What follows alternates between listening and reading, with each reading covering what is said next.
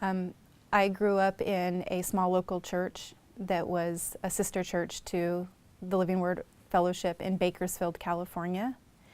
And then I moved as a minor by myself from my mom and dad's home to the compound in Kelowna, Iowa, called Shiloh.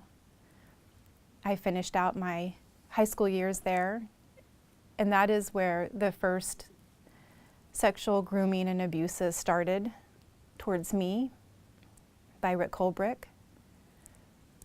And then when I moved, after I graduated from high school, back to LA, I was a part of the Living Word Fellowship publishing house.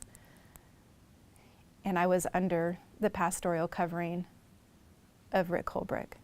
I knew I had to expose the abuse, but the intention behind the exposure was, one, for me, for the healing, and two, I knew I wasn't alone. I had grown up in this place. I saw the abuses firsthand, and I saw the abuses secondhand, and I heard the abuses even after leaving. I did a small post a year ago before my open letters. I didn't name names, I didn't name the cult, and I got such a response privately that it overwhelmed me to the point that I couldn't look back to continue to stand for all the voices that were still in it, and all the voices who were still scared to talk about the abuse, to talk about what it was like to grow up there and to live there. Today means taking a stand for the first time in my life and in the first time in these victims' lives, these brave women and brave men, hopefully to come forward, that it stops.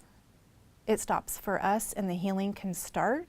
Our lives can start without the trauma and the shame, and that the children and the people who are now adults but were abused as children as well, that are still in the cult, that they know they're not alone and they can come out from it too. That's what today represents.